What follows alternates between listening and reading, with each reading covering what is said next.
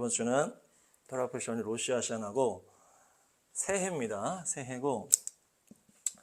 새해고 나팔절이에요. 그래서 이스라엘에서 새해로 지키는 날이 이번 주 금요일, 토요일 나팔절이고 이제 나팔절. 그래서 5784년이 이번 주 이제 시작이 됩니다. 오늘 시작되는 건 아니고, 그래서 5784년이 시작되고 여기에 이제 토라포션으로 말씀 선택된 거를 이제 쫙 보니까 뭐가 있냐면 잉태 이야기가 있어. 사라가 이삭을 낳는 잉태 이야기가 있고, 이제 한나가 사무엘을 낳는 잉태 이야기가 두 가지가 탁 있더라고요. 그리고 이제 그 뒤에는 나팔 불 때 나의 이름, 나팔 불 때 나의 나팔 불 때 주님 오시는 그 데살로니가 말씀이 있고, 그 다음에 또 부활의 말씀이 있는 거예요. 고린도전서 15장 말씀. 그러니까 이제 생명에 대한 이 두 가지 말씀이 있고, 나팔 불 때 부활, 이 네 가지의 말씀이 이제 토라포션 로시아시아나 말씀입니다. 그러니까 우리가 나팔 불 때 호련히 부활하는 거예요. 그리고 우리에게는 이 새해를 맞이하는 게 무엇이냐? 생명을 출산하는 것과 같다. 그래서 두 가지가 있는데, 우리가 그 아기 모태에 있을 때 이 출산을 할 때 어떻습니까? 이 모태라는 이 세상에서 이 엄청난 인간 세상으로 나오는 엄청난 확장이 있잖아요. 그래서 이 나팔절이 이 예수님의 재림과 연결되는데, 바로 그것이 이 모태에서 이렇게 나오는 것처럼 이 땅에서 하나님의 나라가 열리는 엄청난 새로운 시작을 말하는 것이다. 새로운 시작. 그것의 생명은 영원한 생명이 되겠죠. 지금도 우리가 호흡을 하고 있지만 이것을 넘어서는 영원한 생명으로 들어가는 새로운 시작을 말하는 것이고, 특별히 뭡니까? 이 해산의 고통을 우리가 또 마지막 때 재난이랑 연결한단 말이에요. 또 그렇게 해서 또 연결을 할 수가 있는 거예요. 그래서 말씀 한번 보겠습니다. 또 너희는 여기저기서 전쟁이 일어난 소식과 전쟁이 일어나리라는 소문을 들을 것이다. 그러나 너희는 당황하지 않도록 주의하여라. 이런 일이 반드시 일어나야 한다. 그러나 아직 끝은 아니다. 민족이 민족을 거슬러 일어나고 나라가 나라를 거슬러 일어날 것이며 여기저기서 기근과 지진이 있을 것이다. 그러나 이런 모든 일은 진통의 시작이다. 네, 아멘. 전쟁, 기근, 지진, 이런 것들이 막 점점 일어나는데, 이것이 뭐의 시작이다? 진통의 시작이다. 진통의 시작. 이것이 이제 해산을 말한다는 거죠. 그래서 이제 이것이 시작되는 것이 이제 마지막 그 환란의 문이 시작되는 건데, 이제 이것이 점점 어떻게 된다는 거예요? 점점 강해지고 점점 잦아든다. 점점 자주 일어난다는 얘기죠. 그래서 또 우리가 올해를 보니까 작년보다 또 올해 유독 더 이렇게 전쟁, 기근, 지진, 또 태풍이라든지 홍수라든지 이런 것들이 점점 스케일이 커지고 환란이 커지고 이렇게 하는 것을 볼 수 있어요. 점점 또 많아지고 있다. 지진도 태풍도 기근도 이런 것들이 점점 많아지고 있다. 그래서 이 주님의 마지막 오시는 그 환란이 점점 다가가고 있다는 것을 우리가 알 수가 있다. 특별히 이번에 산불이라든지, 그렇죠? 어떤 재난이 점점 많아지고 있다. 이게 누가 이렇게 했다는 얘기도 있고, 또 어떤 그런 여러 가지 이야기가 있지만, 환경 때문에 그랬다는 얘기도 있지만, 어쨌든 이 세상 속에 이런 것들이 많아지고 있다. 그것이 예수님의 오심의 이제 진통의 시작이다. 그래서 이 진통이 어떻게 됩니까? 처음에는 이렇게 점점 세지는 거예요. 그렇게 하라고 하잖아요. 점점 세지고 점점 잦아드는 이 진통이 지금 시작이 된 것이다. 그래서 우리가 예수님 오실 때가 다가왔습니다. 그런데 우리는 그것이 어떻게 됩니까? 이것이 그냥 진통으로 끝나지 않는다는 거예요. 다음 말씀. 여자가 해산할 때에는 근심에 잠긴다.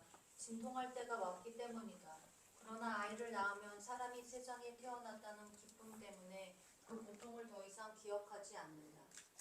아멘. 마지막 때 이 엄청난 마지막 환란이 점점 다가가고 있는데, 이것이 우리한테는 결론적으로는 환란으로 우리가 끝나는 것이 아니고, 정말 사랑하는 누구를 만나는 거예요? 사랑하는 예수님을 만나는 이 시작이 된다는 거예요.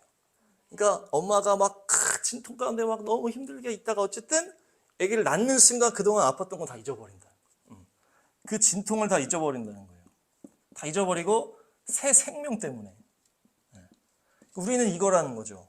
이것은 예수님이 십자가 이후에 부활도 얘기하시지만 마지막 때도 얘기하는 거예요. 그래서 마지막 환난이 우리한테는 뭐 어려울 수 있고 막 그럴 수 있지만 결론적으로는 우리가 사랑하는 예수님을 만나러 가는 과정이라는 거예요. 그래서 마지막 때 뭐 어려움이 있고 뭐 적그리스도가 있고 막 환난이 어렵고 우리가 뭐 감옥에 가면 어떡하지 하지만 우리는 결론이 바로 이거라는 거예요. 새 생명으로 열리면서 사랑하는 예수님을 눈으로 보면서 이 새 영생으로 들어가는 것의 그 시작점이라는 거죠. 그러니까 이 진통이 올지라도 우리는 두려워하지 않는다는 거예요. 그래서 우리는 이것을 더 기대한다는 거죠. 이것을 더. 그래서 우리가 마라나타 예수야를 외치는 거예요. 주님 더 속히 오십시오. 주님 속히 만나고 싶습니다. 내가 사모하는 주님 더 만나고 싶습니다. 그것이 바로 이 새해와 연결이 된다는 거예요.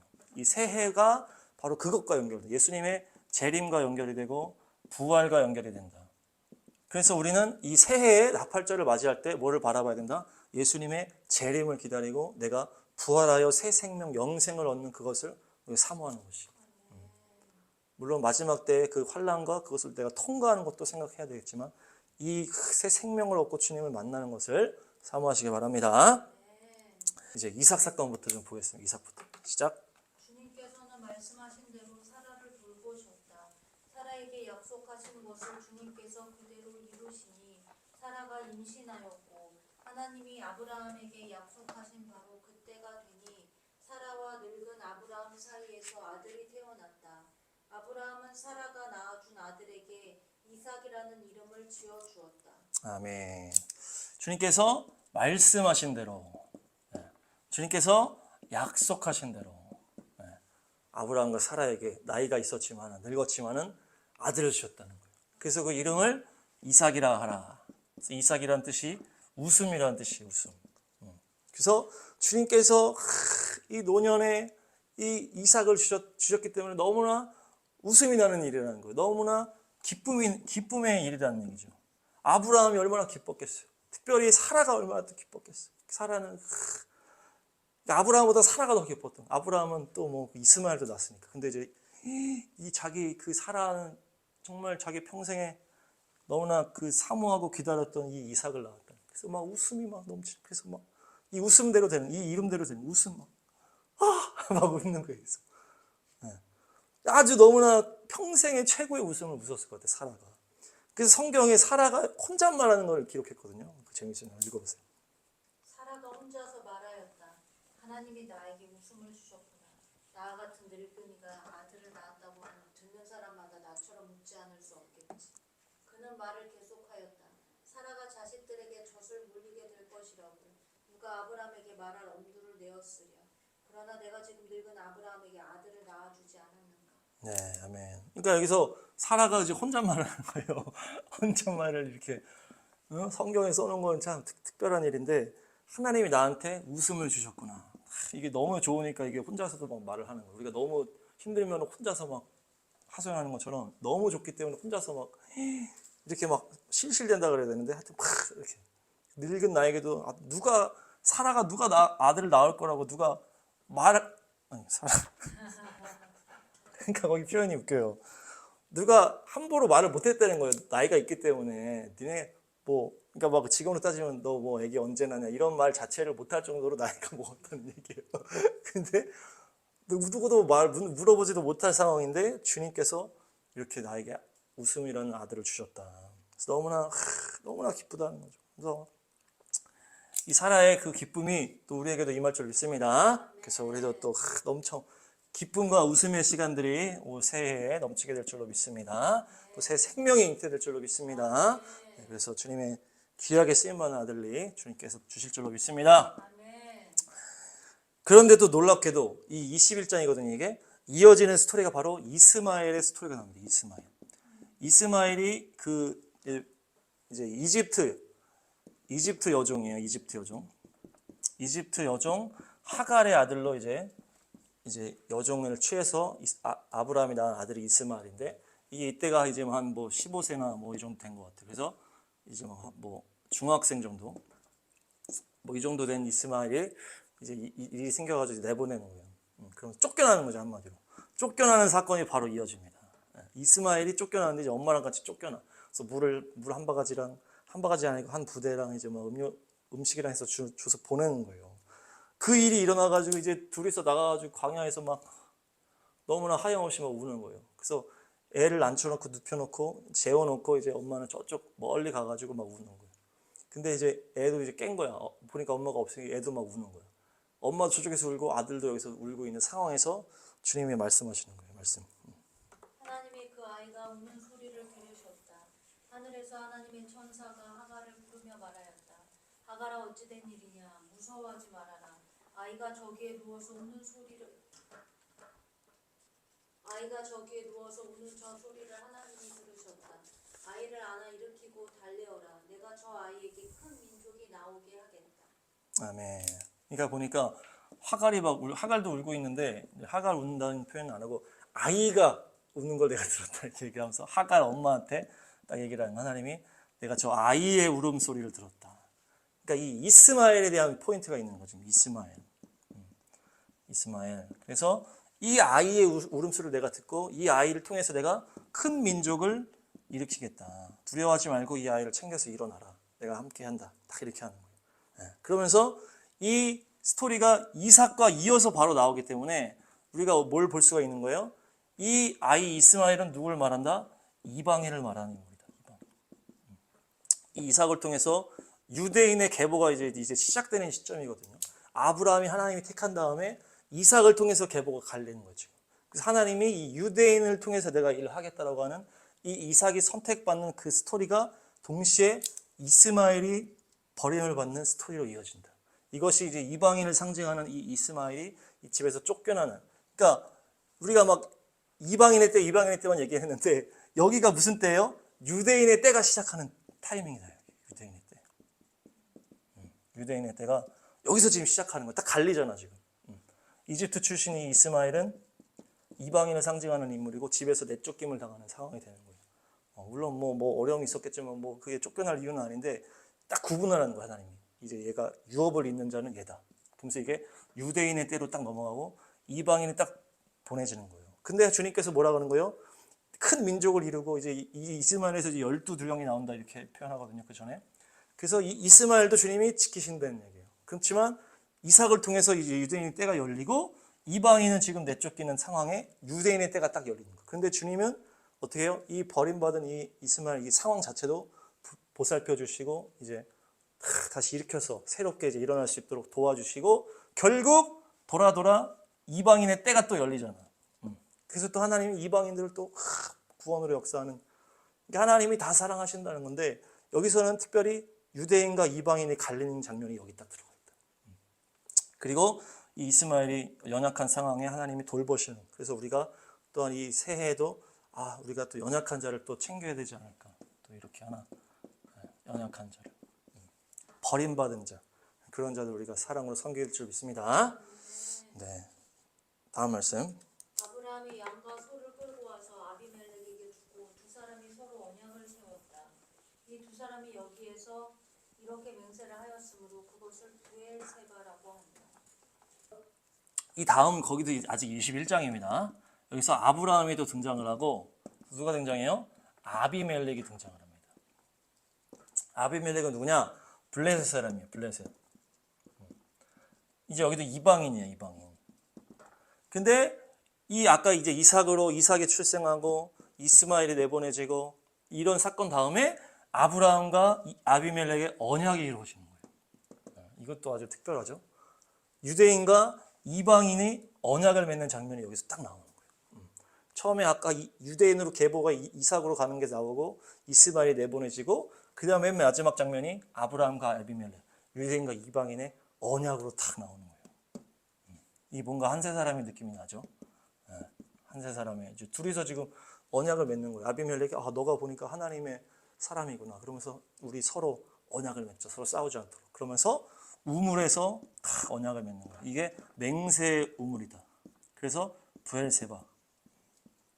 이 부엘세바 장소에서 아브라함과 아비멜렉이 언약을 맺고 유대인과 이방인이 언약을 맺는 그 장면이 여기 딱 나오는 거예요. 그런 다음에 중요한 건 여기서 또 아브라함이 예배를 딱 드리는데 그 예배 장면 한번 보겠습니다. 말씀. 아브라함은 부엘세바에서 에셀 나무를 심고 거기에 여기저기에서 영생하시는 주 하나님의 이름을 부르며 예배를 드렸다. 브엘세바에다가 에셀나무를 심었다. 에셀나무를 심고 영생하시는 주의 이름을 불렀다. 여기 이런 표현이 들어갔어요. 영생하시는 주 여호와 하나님의 이름을 불렀다. 영생하시는 주 하나님. 그러면서 어떻게 했다? 예배를 드렸다. 예배를. 그래서 아까 이제 유대인과 이방인의 연합을 여기에서 딱 보여줬잖아요. 유대인과 이방인의 연합을 딱 보여주고 나무가 등장하고 영생이 딱 등장하는 거예요. 그래서 우리가 이것도 주님이 뭔가 그 큰 이제 십자가로 이루어지는 구원의 계획을 지금 여기에 담아 놓으신 것 같아요. 유대인과 이방인이 연합하는 스토리 딱 나오면서 나무를 심고 영생하시는 주 하나님의 이름으로 예배를 딱 드린 장면이 딱 나옵니다. 그래서 이제 이 에셀나무를 심었다는 이제 십자가라고 볼 수도 있고, 그리고 영생, 십자가를 통해서 우리가 영생을 취하게 되는, 그래서 유대인과 이방인이 연합되어 주님의 영생으로 들어가게 하는 그 십자가를 딱 보여주는 장면이 아닌가. 그래서 이것은 하여튼 이 에셀나무가 십자가와 연결되고 영생하시는 주 하나님을 예배하는 장면이 여기 21장에 딱 나오는 거예요. 그러니까 이 21장에 아주 놀라운 하나님의 계획들이 다 들어가 있는 거예요. 이삭이 딱 출생돼서 이삭으로 하나님의 계보가 시작되면서 유대인의 때가 열림과 동시에 이방인으로 상징되는 이스마엘은 이제 내보내지고, 그러면서 그 다음 장면에서 유대인과 이방인이 연합하는 한 세 사람 장면과 이제 영생하시는 주 하나님을 딱 얘기하면서 예배를 드리면서 에셀 나무를 딱 심었다. 이 나무라는 표현이 이제 십자가와 연결될 수 있다. 그래서 하나님의 그 구원의 역사가 21장에 딱 정리가 되지 않았나. 구원의 계획이 21장에 있고 우리가 예수와와 십자가의 그 능력으로 연합을 이루시길 축복합니다. 그래서 우리가 십자가에서 죽었을 때 연합할 수 있다. 그래서 우리가 또 새해를 맞이해서도 우리가 또 우리 둘이서도 연합을 하고 또 우리가 만나는 자들과 더 연합해서 내가 죽고 사랑으로 섬길 때 우리가 또 교회를 잘 이뤄갈 수 있을 줄 믿습니다. 십자가를 기억하시길 축복합니다. 다음 말씀 3상. 에브라임 지파에 속한 수베의 자손 엘가나라는 사람이 에브라임의 산간 지방에 있는 라마다임에 살고 있었다. 그의 아버지는 여로함이고 할아버지는 엘리후이고 그 밑에는 도우이고 그 밑에는 숲이다. 아멘. 그러니까 지금 이 사무엘이 나오기 전에 엘가나라는 이 아빠의 이름입니다. 근데 이제 엘가나를 설명을 하는데 이 조상이 4명이나 나오는 거예요. 4명이나 이름이 나오는 게 거의 많지가 않은데, 뭐 족보를 얘기할 때는 이렇게 있지만 한 명을 소개할 때 이렇게 4명이나 나온 적이 없어. 뭐 2명 정도 이렇게 나오는데 여기는 이렇게 다 나오는 거예요. 그래서 이게 이름을 한번 보니까 누가 있습니까? 숲, 도후, 엘리후, 여로함. 그 다음에 이제 엘가나가 여기 나왔다는 거거든요. 이게 보면은 숲은 넘쳐 흐르다. 꿀송이 이런 뜻이 있어요. 꿀 같은 말씀이 넘쳐 흘렀던지 하여튼 이름이 이 숲, 넘쳐 흐르고 뭐 꿀송이 이런 표현이고, 이제 도후는 겸손이라는 의미가 있더라고요. 토아흐라는 겸손하다라는 의미가 있어요. 겸손. 엘리후는 뭡니까? 그의 하나님이다. 그의 하나님이다. 그러니까 이 믿음이 좋았다는 얘기겠죠. 그의 하나님, 엘리후 그의 하나님. 여로함은 뭡니까? 사랑받는 자다. 사랑받는 자라는 이름이에요. 여로함. 그리고 엘가나는 뭡니까? 하나님이 창조하셨다. 창조하셨다. 하나님께서 창조하셨다. 그러니까 숲, 도후, 엘리오, 여로함, 엘가나가 다 이름이 심상치가 않아. 막 꿀송이, 겸손, 그의 하나님, 사랑받는 자, 하나님이 창조하셨다. 그러니까 이제 한마디로 이것들이 뭡니까? 믿음의 계보라는 거죠. 믿음의 계보. 믿음의 계보에서 사무엘이 나왔다는 얘기예요. 그러니까 이 사무엘이 엄청난 인물이잖아요. 이 사무엘이 마지막 사사, 그렇게 선지자, 주님의 음성을 들어서 사울 왕을 기름 부어 세우고, 다윗 왕을 기름 부어 세우고, 이 막 기울어가는 이 나라를 일으킨 인물이라는 말이에요. 엄청난 인물이에요. 스토리는 많지는 않지만. 근데 이 이 사람을 하나님이 택하시기 위해서 이 엄청난 이 믿음의 가문을 다 기다리셨다는 얘기죠. 지금 숲, 도후, 엘리후, 여로하면. 그래서 믿음의 계보가 숨어져 있었던 거죠. 어떻게 보면. 숨어져 있었던 이 믿음의 계보에서 하나님이 이 엘가나를 통해서 사무엘이 딱 출생하게 했다. 중요한 것은 아들이 믿음이 있기 위해서는 누가 제일 중요하다? 엄마가 제일 중요하다. 엄마 한번 보겠습니다. 한나의 믿음 한번 보겠습니다. 3상. 한나는 괴로운 마음으로 주님께 나아가 흐느껴 울면서 기도하였다. 한나는 서운하며 아뢰었다. 만군의 주님, 주님께서 주님의 종의 이 비천한 모습을 참으로 불쌍히 보시고 저를 기억하셔서 주님의 종을 잊지 않으시고 이 종에게 아들을 하나 허락하여 주시면 저는 그 아이의 한평생을 주님께 바치고 삭도를 그의 머리에 대지 않도록 하겠습니다. 아멘. 이 한나라는 이 엄마가 어떤 엄마냐? 기도하는 엄마다. 기도하는 엄마. 기도의 어머니다.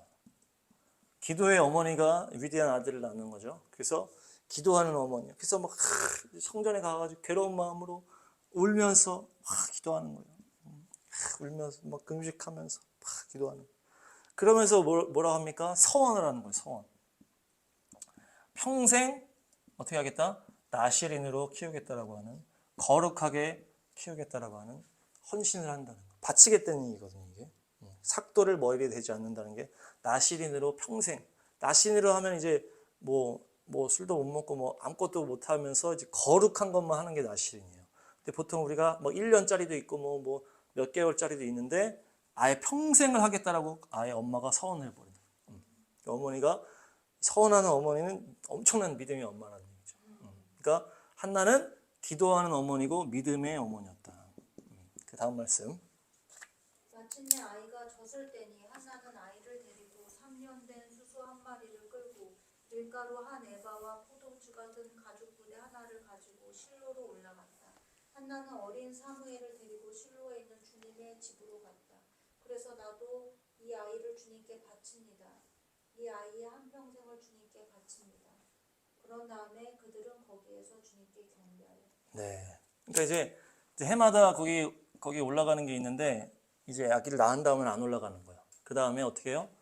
이제 젖된 다음에 아예 내가 거기다가 사무엘을 아예 맡기겠다. 그러면서 안 올라가다가 이제 젖된 다음에 데리고 올라가가지고 이제 제사를 드리고 이제 교회에 아예 바치는 거예요.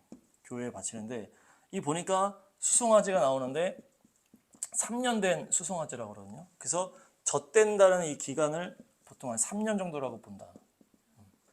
왜냐하면 이제 한두 살은 너무 어리니까. 그러니까 젖됐을 때는 이제 우리는 보통 한 1년 정도 젖을 주잖아요. 그러니까 이제 이게 1년 만에 보내는 거 그건 아니고 이제 한 3년 정도 이제 키우는 거죠. 애기 그건 좀 벗어날 수 있을 정도로. 그래서 3년 된 수송아지를 데리고 올라가는 게 이제 거기서 연결되는 것 같아요. 그래서 3년 동안 이제 그 어떤 애기적으로는 클 수 있게끔 다 보살핀 다음에 3년 후에 이제 거기다 아예 맡겨버리는 거예요. 아예 이제 거기서 있게 되는 거죠. 그러면서 이제 이 포인트가 뭐냐? 이후에 한나가 동생들을 낳지만 이때는 동생들이 낳기 전이라는 얘기예요. 그러니까 3년 동안 물론 3년 동안 아주 행복을 겪었겠지만은 3년 이후에 바치면 이제 또 자기 손에 없는 거란 말이에요. 아들이 다시 없어진단 말이에요. 이것도 보통 믿음이 아니다는 얘기죠. 3년 만에 믿음으로 주님 앞에 언약한 것을 지키기 위해서 내 아들을 주님께 바치기 위해서 3년 어떻게 보면 제일 예쁠 때인데 이거를 그냥 지금 자녀 동생이 있지가 않은 상태. 그때 이제 바치면서 또 엘리가 축복해주면서 그 다음부터 애기가 또 나온 거거든요. 동생들이. 그러니까 이때는 동생들도 없을 때인데 정말 믿음으로 3년짜리 너무나 귀한 아들을 바쳤다. 아예 거기다 맡긴 거예요. 가끔 보는 게 아니고 정말 막 완전히 멀리 맡기는 거예요. 믿음의 어머니가 되시기 바랍니다. 기도의 어머니가 되시기 바랍니다. 그렇게 했더니 주님께서 또 동생들을 다 주시는 거예요. 주님은 선하십니다. 네, 그래서 주님을 찬양합니다. 그렇게 해서 하나님이 이 믿음의 계보 속에서 믿음의 어머니 밑에서 주님께 드려진 이 사무엘을 통해서 하나님이 놀라운 일을 행하셔서 사무엘은 하나님의 음성을 듣고 말하는 자가 된 거예요. 듣고 말하는 자가 됐다. 하나님의 음성을 정말 잘 듣고 그것을 잘 말하는 사무엘이 되었다. 그래서 놀라운 일을 그래서 이제 한나의 찬양을 한번 보겠습니다. 찬양. 3상 2장. 주님과 같으신 분은 없습니다. 주님처럼 거룩하신 분은 없습니다.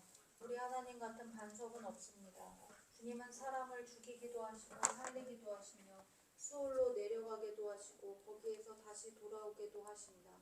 주님은 사람을 가난하게도 하시고 부유하게도 하시고 낮추기도 하시고 높이기도 하신다. 아멘. 주님께 맞서는 자들은 산산이 깨어질 것이다. 하늘에서 벼락으로 그들을 치실 것이다. 주님께서 땅끝까지 심판하시고 세우신 왕에게 힘을 주시며 기름 부어 세우신 왕에게 승리를 안겨주실 것이다. 아멘. 이게 한나의 이제 찬양이거든요. 한나의 찬양의 고백이 너무 놀랍죠. 주님 같은 분은 없습니다. 주님 같은 분은 없습니다. 주님처럼 거룩하신 분은 없습니다. 거룩하신 분은 없습니다. 주님 같은 반석은 없습니다. 네, 여기서 지금 찬양 많이 나왔네. 주님 같은 분은 없습니다. 주님 같은 반석은 없습니다. 이게 다 지금 한나의 고백이에요, 실제. 그래서 뭐라 합니까? 주님은 사람을 죽이기도 하시고 살리기도 하신다. 가난하게도 하시고 부유하게도 하신다. 모든 것이 주님 손에 있다는 것을 한나가 믿었고 깨닫고 선포했다는 얘기예요. 그래서 정말 이 한나의 믿음의 이 고백을 받고 찬양을 봤을 때 정말 이제 한나가 믿음의 딸이었구나 볼 수가 있고, 여기 또 마지막에 뭡니까? 주님께 맞서는 자들은 산산이 깨어질 것이다. 산산이 깨어질 것이다. 주님께 맞서는 자들은, 주님을 대적하는 자들은 벼락으로 치실 것이고 주님이 세우신 왕에게 승리를 줄 것이다. 이렇게 선포하거든요.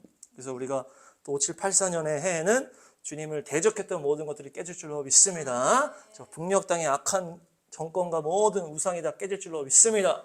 또 우리 한국 교회를 묶고 있는 어둠의 모든 공산주의 영들은 예수의 이름으로 떠나갈지어다. 그리고 또 통일의 문이 열리고 모든 방해가 다 깨질 줄로 믿습니다.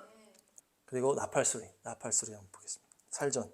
주님께서 호령과 천사장의 소리와 하나님의 나팔 소리로 함께 친히 하늘로부터 내려오실 것이니 그리스도 안에서 죽은 사람들이 먼저 일어나고 그 다음에 살아남아 있는 우리가 그들과 함께 구름 속으로 이끌려 올라가서 공중에서 주님을 영접할 것입니다. 이리하여 우리가 항상 주님과 함께 있을 것입니다. 아멘. 이제 나팔 소리가 나는데 보니까 호령이 난다 그래요. 호령. 이게 외치다, 명령하다 이런 의미가 있어요. 외치다, 명령하다. 그러니까 이 호령이 주님의 명령이지 않을까. 주님께서 가라 이렇게. 그 다음에 천사장의 소리가 나오거든요. 그러니까 호령과 천사장의 소리와 하나님의 나팔 소리 이렇게 순서대로 되어 있는데, 하나님이 가라 하면은 천사장이 알겠습니다 하고 탁 가면서 나팔 소리가 빵 하면서 탁 내려오는 거예요. 이게 주님의 재림의 장면이죠. 주님의 재림의 장면이고 나팔절에 일어날 장면이다. 주님이 다시 오실 때 주님이 호령 가라! 천사장이 알겠습니다! 빰빠바! 이러면서 그 어떻게 해요? 믿음 안에서 죽은 자들이 있어요. 믿음 안에서 죽은 자들. 잠들었다 이렇게 표현하는 믿음 안에서 죽은 자들이 먼저 일어난다. 무덤 속에 뭐 뼈가 있고 가루가 있고 그렇지라도 그들의 영혼들이 먼저 일어나면서 팍 가는 거예요.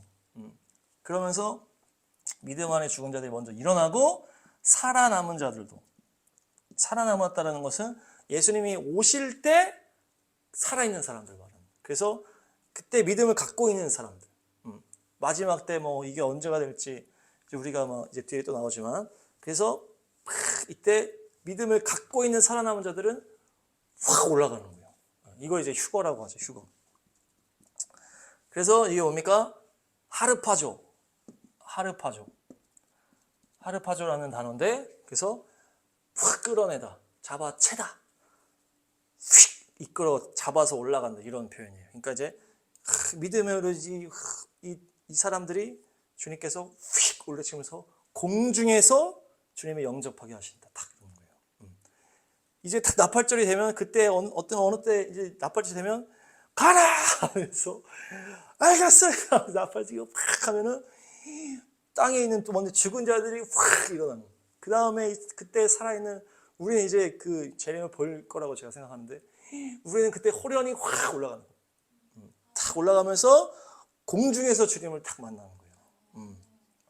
그때 이제 어떻게 될지가 이제 고린도 전서에 딱 나오는 거예요. 읽어주세요. 마지막 나팔이 울릴 때 눈 깜빡할 사이에 호련히 그렇게 될 것입니다. 나팔 소리가 나면 죽은 사람은 썩어 없어지지 않을 몸으로 살아나고 우리는 변화할 것입니다. 썩을 몸이 썩지 않을 것을 입어야 하고 죽을 몸이 죽지 않을 것을 입어야 합니다. 아멘. 여기 보면 마지막 나팔이다.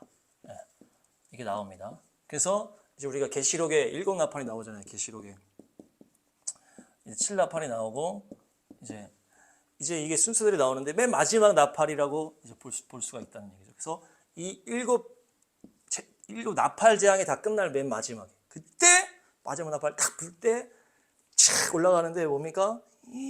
죽은 사람은 썩어 없어지지 않을 몸이 입혀진다는 얘기예요. 그래서 그 영의 몸이라고 그러잖아요. 그래서 영의 몸이 이제 입혀지면서 올라가는 거고 우리는 호련히 변화된다.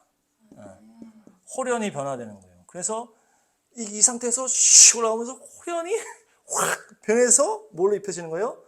부활의 몸으로 확 변하는 거예요. 우리는 이렇게 살아있을 때. 그래서 썩을 몸이 썩지 않을 것을 입혀진다고. 죽을 몸이 죽지 않은 것이 입혀진다. 그래서 마치 어떻게 되는 거예요? 예수님의 그 부활의 그 육체를 우리가 생각할 때 광채가 나는 거죠. 광채가 나고 막 순간이동을 막 하고 막 날아다니고 막 능력을 행하고 그게 이제 부활체의 특징입니다. 부활체의 특징. 부활체의 특징. 광채가 난다. 그래서 얘기했잖아요. 제자들이 예수님인 줄 잘 모르는 거 너무 광채가 나서 가까이 가야 얼굴을 알아볼 수가 있어. 막 너무 광채가 나니까. 그리고 이 순간 이동을 할 수 있는 능력이 있다. 우리가 막 높은 데 가니까 무서웠었지만 이때는 무서울 일이 없다. 순간 이동을 하고 날아다닐 수가 있다. 날아다닐 수가 있고 능력을 행할 수가 있어. 그래서 막 눈도 가리게 하고 막 그렇게 하잖아요. 능력을 막 행하고. 그리고 최고의 멋진 모습으로 변화되는 거죠.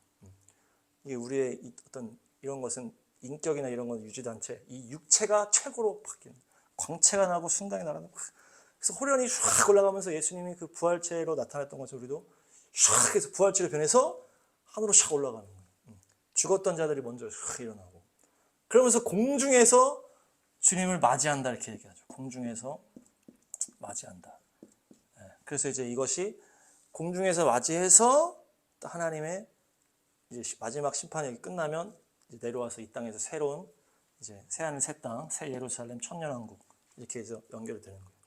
그러니까 어쨌든 이 나팔절이 일어나는 건 뭡니까? 확 우리가 호련히 변화돼서 주님이 나팔을 팍 불면서 가라! 알겠습니다! 빰빠바! 하면서 허니! 쫙 올라가고 이러는 거예요 지금. 이게 지금 휴거고 이게 그 부활체를 몸을 입는 거예요. 그런 어떤 부활의 그것을 사모하시기 바랍니다. 주님의 재림은 구체적인 것이라는 거죠. 그래서 우리가 그 다음에 뭐예요? 이렇게 해서 우리가 뭐랍니까? 항상 주와 함께 있다. 여기 또 이게 마무리야. 항상 주와 함께. 항상 주와 함께 이제 얼굴과 얼굴을 대면해서 같이 있는 거예요. 주님과 함께 영원히 왕노릇하는 거죠. 그때는 주님의 차원으로 우리가 들어간다는 얘기지. 주님의 차원으로 들어갔기 때문에 주님을 볼 수가 있는 거예요. 그러면서 주님과 함께 영원히 새하늘 새 땅 항상 주님과 함께 했으면서 이렇게 되는 거죠. 그래서 마치 아까 얘기했지만 이 어머니 뱃속에서 이게 나가는 것처럼 얼마나 그게 달라요. 이게 모태에서 이 인간 세상으로 나오는 게 그만큼의 확장이 일어난다는 거죠. 지금 인간 세계도 어떻게 보면 우리가 커서 이거 가늠하면 안 될 정도인데 여기서 우리가 영체를 입혀서 영원한 나라로 들어간다는 것은 아주 더 완전한 차원으로 들어가는 거죠. 이 확장과 새로운 생명이 이제 시작되고 또한 그 잉태 해산의 고통처럼 어려움이 있지만 결국에는 그때 누구를 만난다? 우리 예수님을 딱 만나는 거예요. 우리의 예수아를 만난다. 그러면서 그 생명이 이제 그 뭡니까? 아까 그 사라가 정말 평생의 소원을 이루는 어떤 그 이삭을 낳아가지고 막 그냥 웃음이 지어졌던 것 같은 그런 일이 이제 일어나는 거예요. 그것이 나팔절과 함께 예수님께서 오시는 것과 연결돼서 일어난다. 그래서 우리가 이 나팔절을 맞이할 때, 새해를 맞이할 때 이런 사모함을 가지고 정말 주님께서 우리를 이제 만나러 오시는 거, 내가 또 주님 만나는구나. 그 새로운 생명을 우리가 이제 얻는구나. 엄청난 확장이 이제 일어나는구나. 그것을 우리가 소망하면서 주님만 의지하시고 주님만 예배하시기를 축복합니다.